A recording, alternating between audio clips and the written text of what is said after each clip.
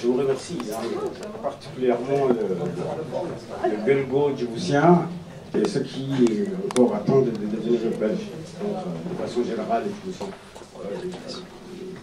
Dans la semaine que je vais à nous, c'est le Belgique de Wahana. Une sorte de salade, Kabadan,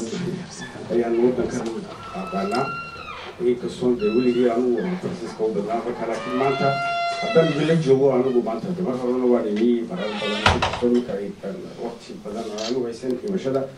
après le mental que je vois, au téléphone, quand je suis bro, de voir Abdelazar Gedi, il y a un mental avec un dégât de la diva, du Kuimi, et de Corée du budget. aussi aan uga hadalno dhibaatooyin dhacayay janviyadii dhaweyto waan joogay waxaan ku sameynay magaaladiisa odaynamadu intan markaa ninkan uu naga xidhnaayo xaqu markaa waa kasoo dhoofay star wasta ii sheegay takaleede anigu maaragtay fiisan television sugan waa faransiis waxaan arkayaa markay ninkan duwaa soomaaliga aada iga yaqaanaa xabiyad inaan ku hadloo isku dayay inaan soomaaliya marka waan iisoo idinma daalinayo barska anu siyaasad kama hadlayo dhibaatooyinka Djibouti daraaddeed baan halkan u joogaa haddii kale halkan iguma idin aragteen maan imaadeen waxa weeyaan markaa waxaan idin sheegayaa horta dhibaatooyinka ka dhacay Djibouti dad badan oo waxa jooga halkan aan daafacay la dhibaateeyey la xidhay waxa uu arrimaha uu sheegaya qof ay ku dhaceen stresska kii horreeyey markay ka soo baxaan risiga bay wada sameynayeen markaa dhibaatadaasi kolkaa adoo arkaya dayin ku xidhin abukaa uu leeyahay dunida iyo kuwa mamasiyaan ano badan abukaa mamasiya laga dhigtaan leeyahay oo marka la weydiiyo dunida abukaa uu leeyahay abukaagu arse umale abukaaga lama dhegaysanayo laakiin doosiga waa lagu qorayaa hebel baa abukaagu taa waa inaad fahantaan laakiin dhibaatay ku tahay dibadda marka laga hadlayo ama inamada reer Djibouti markay qof laga xidho markay dibadda usoo baxaan ay sidaa ay maaragtay yaamuubta inama halkan ku jira ay ka hadleen oo aad walaahi aan horta particulièrement on remercie inay isku dayeen maaragtay ay pression ay Djibouti ku tahay de le fait que inamo reer Djibouti ay Bruxelles ay soo baxeen ay ka hadleen ay dhibaateeyeen weliba si qabyaalada looga dhigay Djiboutina warada qolada laatay maxaad ninkan uga hadlaysaa ayaa xitaa meesha soo martay marka usoo noqda dhibaatooyinka inamada reer Djibouti horta waxaanad fahantaa tous les Djiboutiens surtout ceux qui sont belgo-djiboutiens ils ont un fatwa sur eux aujourd'hui si vous comprenez c'est-à-dire il y a une espèce d'ordonnance qui dit que si tu es belge et djiboutien, tu ne peux pas venir à Djibouti. Je ne sais pas la raison pour le moment, mais on le saura un jour. C'est-à-dire aujourd'hui, si tu es belge et djiboutien, il est certain que tu risques d'être arrêté et expulsé après. C'est quelque chose de nouveau. Tu sais que la règle internationale, la règle de droit, la règle locale, la constitution, un pays ne peut nullement expulser son propre citoyen. C'est pas une première. Parce que Djibouti est déchéance de nationalité, à la rigueur, pas que déchéance de nationalité, le Samayo, chaque deux de mon nom, parce qu'apatride, si l'autre dit que c'est un peu de لكن اللي هي وروري جيبوتيو كارتسان يا بكارتسيس بكل شيء اللي أم على سيف بكل شيء وهذا المسافرون وده كل المسافرون يودي ورقدوا قاطعين شارك الدنيا ده يوبرمتي دي اللي بعتوا جيبوتيو كسر عرّي أي وقرروا نادني سيين ده ورقدك بركان كيو لا ده باسبور كي جيبوتيو كان كيو كان حافظ سام كل شيء هي هذا الأولى هي مي وكم مسافرين ده إذا كم إيه جامد هدو قف كتامل كلا كل شيء وجوال أورا كريا ورتملا ورجيم كأنك كلا يكاد بتجوبه لكن دي مركب ولاد يهرب كسارنا الشرعيات كسارسي مركب واحد دين أفوكايو بلجو دي برامون دي عاد ريجي بتوسي تني بدلوا ريجي بتوال كن جوجل مسافرون لكن ردي يا أنا جبت عن ميسيون يويني والسون مسافري دونك توعي السجنة ما كانوا شو حكاية ما تخدم واحد لو مسافر بلج بعدها ريجي بتوال بلج كانوا المسافرين كرون فرونتي عبد ولا مسافرية دونك تاهو وين اللي كذا نعوض وتسوي ديسان ورمحا إذا وكان واحد يدك صوب بيريس إكسبشنالمون يعقوبه وقد فرنسيسا هايستا صوف كي وحوق على بلجيك دي دونك ساشو والله حلي هذو بلجيك ما تقولها بروكسل ما تقشع سلام شوز تي بلج كوا ولا سو مسافري marka imika markaan usoo noqdo dossier-giisa waxa weeyaan dee anigu ano entre deux voyages ayaa ninkan de la qabtay avokaayadii de way tegeen sidan description-ga sdska de anigu idinma dhamayn karayo vraiment isagu siduu resumeeyadina uma resumeyn karayo isagu parce que anigu maan joogin isagu de waa vécu uu soo joogo maxkamadda waxa weyn xitaa waxaan idiin sheegayaa idinkeeni loobay marka uu leeyahay war qof baa odhanaya xiran warda waxdu inamada maatonga kuwan de penitenciega ayay ka odhanayaan avokaa baan u baanee metre zakariya iyo duel si uu idiin sheegi doonaa waxay ka odhanayaan may avokaaga doonto kugu yeedhana metre zakariya kuguma yeedhan donc waxay ka dhigantay xitaa aniga dagaalka lagu hayo waxban xitaa lama ogola de markaa gooni ayantii ninkan de markii dambe qasabay u tegey waxaan idin tusayaa fuaad baan de amataan yidhi de warqadii baan sitaa maxaa ka yidhi de markan ninkan dambeeye fuaad uu isagan markhaati uu ka ahaa fuaad kuma keenina le fuaad oo imika 50 pil buu xidhan yahay avril ya 5 waa arkaysaa isaguna description-ga de ninkaasi sameeyey wuu sameeyey encore pire parce que isku 10 cisho ku jiray meeshaasi ay kana cunisay oo roob baa dee roobka u galay biyihii baa ilaa halkaa u gaadhay c'était au mois d'avril kolka description-gan marka maxkamadda haddaan usoo noqdo ninkan markaan dagaalkii galnay markay juge d'instruction-ga ay aragtay dossier-gii ay aragtay waxay tiri liberté provisoire baa la qoro liberté provisoire-kii bay ogolaatay ninkan waxaan dembigan aad sheegaysaan wax culus maahee dee maxkamadda ayaan iskaga tegin doonaa imika ahaan laakiin waa nin reer Djibouti dee Djibouti ha ku sugo siduu idiin sheegay appel bay ka qaateen appelkii baa tidhi juge d'instruction buu ku joogay arkaysa waxay leedahay ninka juge d'instruction wuxuu yidhi waa runtii ninka liberté provisoire-ka la ogolaa waa in la sii daayo ayaantaa woonu xumuu bixin bil buu kusii jiri doonaa waxay yidhi parquet generaalkii procureur generaalkii baa yidhi waxaan ka qaadanayaa anu de geed kalan tegaya geedkii u dambeeyey bay ayaanba ayaan de u dhiibisay ayaan markii ayaan ugu dambeysay uu yimi xaggaan nimankan ninkii maaragtay ninkan idin hor jooga cagihiisa kuma imanay waa kuwan raggii waday inuu cagihiisa ku yimaado isagoo libre ahayd entre temps baldaa waxa weeye waxaa dhacay iyadoona ku hor joogna meeshii maxkamaddii u dambeysay ayaa juge d'instruction-ga arrintii ku noqoto waxay tiri ninkan dembiba male nooliyo waxay ka dhigantay dembi male ee afreerka halkaa iskaga dhiga kursi farmala waan joognaa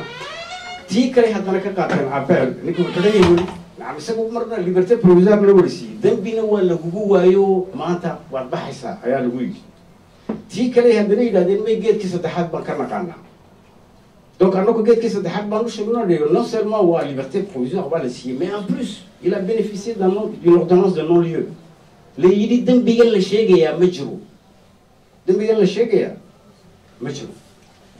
maxkamadda horteedii baan dee yaan nidhi anagu waxaan doonaynaa maanta marka non-lieu-na waan haysanaa liberté provisoire waan haysanaa beri iyo saanta maaha na odhaninayo sharcigaa dhigaya suqlasiyaas meesha la fadhiyo inay ku sheegaan ambana diidaan ambana yeelaan ina delivereeyaha gelino 10 cisho dabadeed baan idin sheegaynaa waxa markaasay dawayaal xishoodeen waa runtii ninkii odayga maxamed sheekhin xaggan dabadu joogaa dhanka yara egeegeen waxay yidhahdeen meelka waa runeed 2 cisho dabadeed sankareeya okay labadii cisho dabadeed bay haddana 2 cisho kale ku darsadeen afadkaas saddeesha farmaad markaasay sidii baa laysku qabsaday waxay iyakuna yidhaahdeen waa maxkamaddii u dambeysay procureurku si sharci darraa ayuu u soo qaatay halka noogu yimi markaa wuxuu noo weydiistay waan tuurnay ninkan wuxuu leeyahay wuu joogaa waan maqlaynaa waxaan okay bobo maanta dee adigu waan iska garanaa kolley horta dee sharci ahaan waad baxday geedka u dambaysayna wuxuu ku yidhi waad baxday waxay sameeyeen waxaa la idhaaho ragga reer Djibouti halkan joogay la xidhay baa wada garanayaa leefeeda ku wax la idhaa la sameeyaa marka qofkaas ragga sidada iyo maxkamadda ka keenay prisonka warqad bay la siiyay hebel dee wadambigii waxaasoo halkaas waad sii daaya waxa ka baxo maartay warqadii baa markaasa inankii procureurka ahaa ayaa warqadii uu sameeyey markaasa waxbaa ka khaldan damoorsiyaa la doonaya ilaa nin la sii deynaya maahe marka maxkamaddii baa laleemayay waalwaaliin kun odayga soo ka ilaalinaya halkan soo kunaadeen soo kuna ninkiisi haddana sii daayay marka inamadii markii warqadii la dhameeyey ka yidhahdeen raggide ninkan wade wadayaada warqadayda ma siina ku celiya saadiin warqad ma haystaan marka ay ku celiyaan uu ku xidhnaado dee ma haystaan laakiin waa lagu celiyey markaasaan ninkan walaashii iyaa lala joogto wuxuu ku yidhi waxaad samaysaysiin hadday dee saasaa dhacday waa ayaan khamiisa ku horsuga oo siyar qadiya laakiin ku horsugo hadduu dee ay sii daayaan wax kasta way dhici karaane saad dee ninka qadadiina u geeya markaa dee aad usoo kaxaysaan markaa way tegeen lama sii deynayo inan baa dee aduu hosaan sheego yidhi waa iska socdaa lama sii dayn kaade arrintu dee marka dambe dib ay asdaasta ku noqonayso markii dambe maxkamadda ayaan udha ay markuu de la soo daayay asdaasti taawidiin macnihii kusoo celin maayo ayaan khamiisa iyaduna comme par hasard c'est toujours un jeudi ayaan hor nimi maxkamaddii ay noolyoga ay ka qaateen maaragtay apiilka waa apeelka wuu joogaa saan ka doon macnino wakaa ninkii darinaa iminka asdaasta halkan keentay wuxuu ku weydiiya procureurkii baa jooga halkan procureur generaalkii markaas waxaan ku leeyahay de ninkan asdaas inay baaki ku sugaysaa dambigiina mu dhammaan baad leedihiin nin maxkamaddu haysto reer Djibouti oo la leeyahay haddaad caawa diyaaradda Air France tu kaa tagto dee waxaan kugu celinaa meelayaad garanaysa markaasaan ku siduu yeelaa maxkamadduna ilan kulle maanta ma goynaysiina dib u soo noqdaan odhanaysiina setesa markaasay isku meeraysteen oo waxay yidhaahdeen maître dee aduu de conseiller clientga ma odhanayaan mail lama qaadi karayo oo maxkamaddu waxay doonaysaa inuu hor yimaado donc voyez un peu ta kale waxaan idin sheegay dambigu inuuna gelin ninkani sharciga Djibouti wuxuu dhigayay waad wada ogtihiin waxaan idin macnayn kareema video buu ku hadlay videogaasi cid nuucayn waa nin reer Djibouti sharciga wuxuu dhigayaa inuu asosiyaaliyo partigu doono samaysto marka halkan maxkamadda hor dhigay isagoo maqlaya diro abu macnay baan ku leeyahay waa dambiga maxkamadda constitution Djibouti ma mamnuuc baa in nin qofi uu association ama parti samaysto iyo sali ma dhigto dambiga ta kale cidi plant kuma dhigay waxaan ka ninkan horta yaashkatay oo yor jooga plant may ku jirtaa dosiga siisana waa ka sida may ee kolka diffamation-ga waa in qofku ashkateeyo dowladdii Djibouti baa ashkateysay oo hebel u hadlayaa waa tan cid salimay talabaad waxaan karoon ku nidhi uu maqlayo waxaad ii sheegtaan haddaba dembiga diffamation-ga la idhaha sharcigu leeyaho warkidin hor yaala yaa wuxuu propos diffamateur ku jiro waa maxay ayada marka waxay ka dhanta sharcigu wuxuu dhigayaa qofku hadduu 20 page qoro inta ayda laga sheegayo baa laga soo dhex saaraa bahalkoo dhan baa dembiya lama idhaahdo waxaan ku nidhi waxaad ii sheegtaan halka uu ahay samay gouvernement Djibouti ay abari way ku qorantay waan ku meesha siiran maya plant ma jirto diffamation kuna propogi la sheegay dembigaana kuma jirto labadii wax ta saddexaad qofka marka dembiga diffamation waa lagu haysto juge d'instruction loo mageeyo waxa la siiyaa waqti uu ku soo cadeeyo waxaan uu sheegay tiina ma jirtaa maya de maxaad ku haysataa ta kale preuve aawe markaasaan ku nimi ku jiraan preuve warradii keeni kari waayey video uu dhigay ee public ahayd inay dossier keenaan may keeni waxaan ku nidhi ma dhegaysatay baalkan video siidan maya mais comment tu peux juger quelqu'un Mais c'est une folie. À un moment donné, on s'en fout de tout ça. Nous, on veut l'encarcérer, c'est tout. Maintenant, bon, on verra. شن قربين عليه مركو حتى سومس بيسكا وسكا اللي تقسم كي وكسولو مركاسي وليبا avec beaucoup d'ironie et d'insultes même. Le procureur se permet de nous dire il est où votre client? Mais j'ai dit notre client, il vous a clairement dit que voilà, on l'attend dehors et il risque d'expulser à tout moment. Il a été expulsé. Alors que là, l'affaire traîne encore. Il s'est tué, il n'a rien dit. Après, j'ai dit, nous, on n'est pas à plan. Cette affaire, c'est le procureur qui a fait appel. Où sont les preuves? Monsieur le procureur, regardez l'appel que Fatima. أول واحد أبلك قاعدة تقول دي لي سي juge d'instruction publique. Moi c'est ça. Moi il y a deux واحد c'est ça وقت كذا. Tu te rends compte? Voilà, c'est ça. On tourne en rond dans ces pays-là. Une très bonne nouvelle encore. Alors ça un coup de dictionnaire.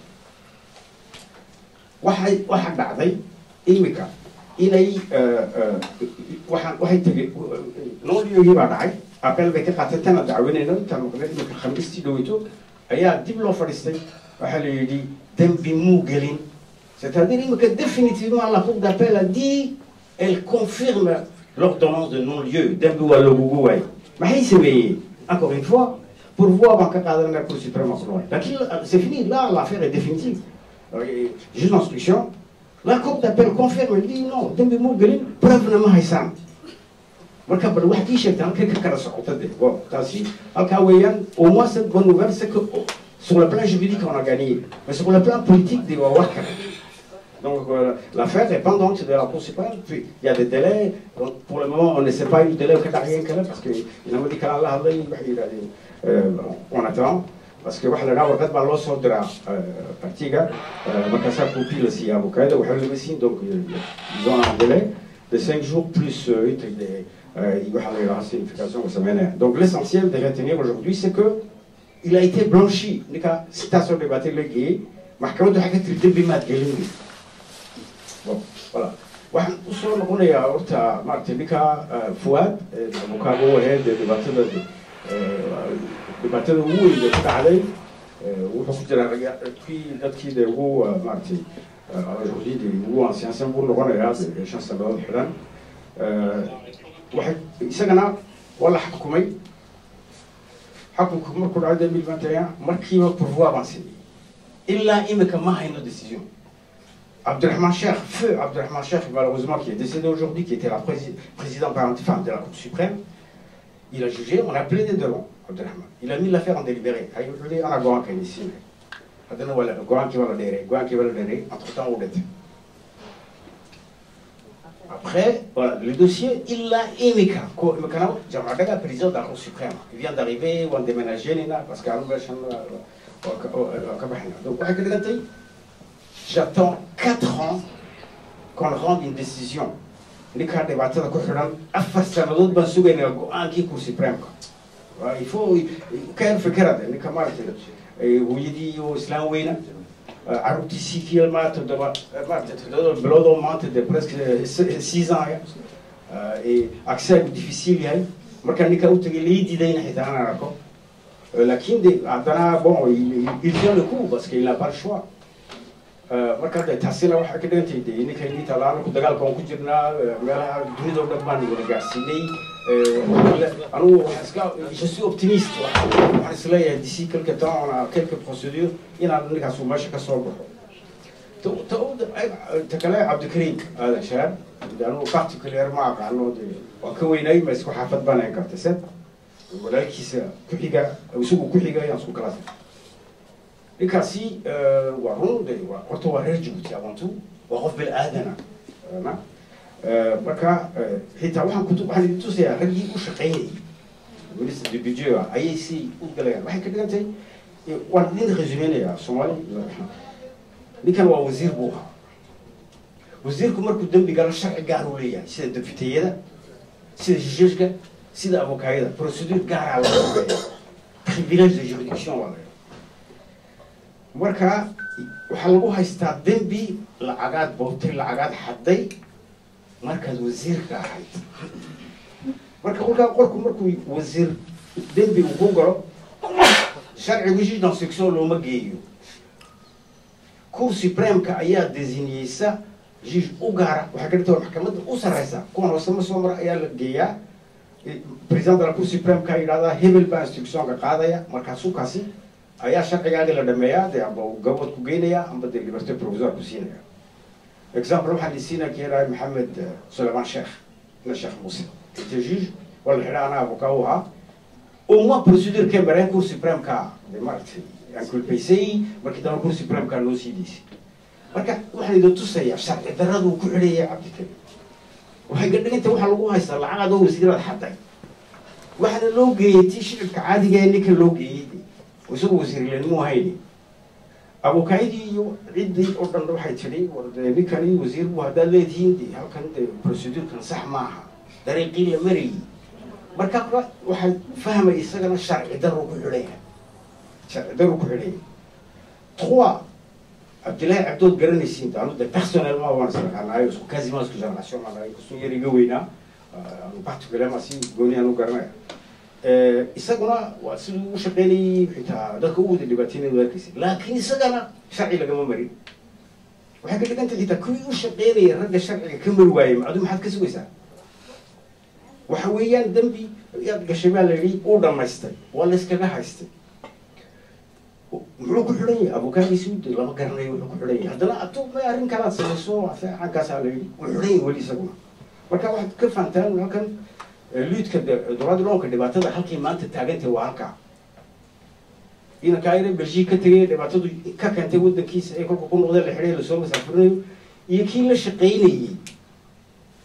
se u gelayaan marka idinku dee rejibatin balde isweydiiyo oo waxaa ka dhigantay wardisan san uga baxnaa haddii kale waxaad ogolaanaysiin in meesha aad ku dhalatay laydinka soo masaafuriyo maxaad u melinaysa kuwan aad la joogtaan hadday warqada idinka qaadaan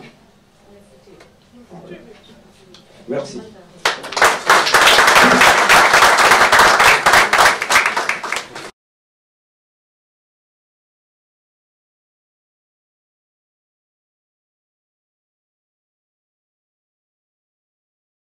ku geynayaa amba dee liberté provisoire ku siinaya